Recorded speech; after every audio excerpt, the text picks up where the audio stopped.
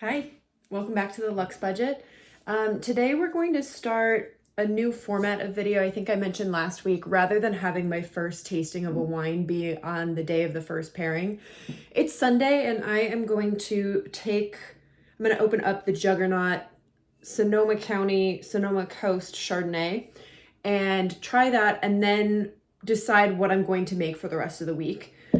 I just think this way I can get a better idea of the notes in the wine and we can kind of talk through it together. So if you ever end up getting a similar wine, then you can walk through tasting each note, and if I miss something, you can comment on this video and put me on to what I should be looking for next. So I got this. This is another less expensive one. I want to say this was somewhere around around $18, I think. And I was really interested in doing another Chardonnay because the last one that I did, the Bourgogne Chardonnay, was so good.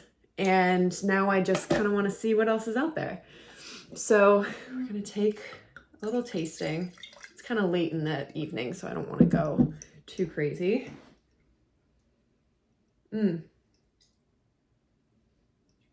That smells really good. It smelled almost a little more vanilla-y when it was in the bottle.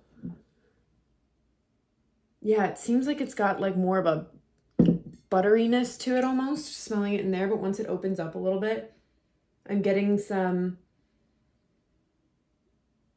like apple maybe. I say that a lot, but I really do smell apple. And then maybe some stone fruit, like apricot or nectarine or something like that. It's pretty crisp, it's pretty light.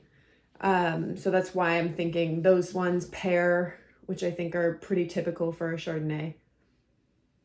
It smells pretty dry. I don't know if you technically can smell dryness, but when you smell a wine and you can just kind of tell it's not going to have much sweetness to it.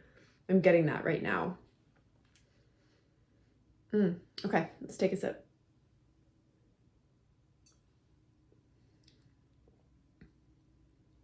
Oh, so it is a little buttery. It's more buttery than the nose would make you think. And by nose, I just mean that's the aroma, the smell that you're getting. When you say on the nose, it means what you're smelling. If you say on the palate, it's what you taste. It's one of those things that always really confused me until I looked up what it meant. It's almost got like a buttery, vanilla-y taste on the palate. It's really interesting.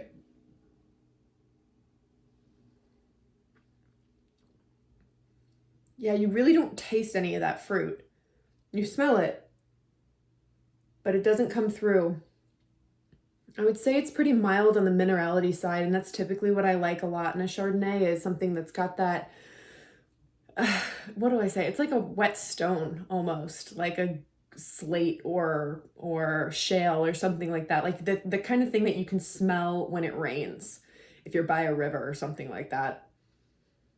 Okay, this is interesting. So it's a little bit fuller bodied than the last Chardonnay that I had. So to me, I'm thinking something like kind of creamy, maybe something a little umami, maybe like risotto. Ooh. Yeah, I feel like if I get some risotto with like maybe a seafood broth. Ooh. And then maybe I'll do like shiitake mushrooms with it. I have a bunch of dried mushrooms here, which I'm so excited to tell you guys about these dried mushrooms that I get. It's like Rancho Gordo beans, but for fungus. Okay, so maybe we'll do a risotto one day. What else? I think I want to stick with like maybe something lighter, like chicken or seafood. But I think typically when you've got a Chardonnay that has a full body like this and that's giving notes like it's a little buttery, a little bit vanilla-y and not quite as fruity, you can go for like a creamier dish. So you could do like a pasta Alfredo, or you could do, which technically, actually I'm not even going to get into it, but Alfredo is not technically an authentic Italian pasta type. Anyway, sauce type. So, okay, we're going to do a risotto with mushrooms, and then maybe like a lemony, buttery shrimp. Maybe with like, maybe over rice, no.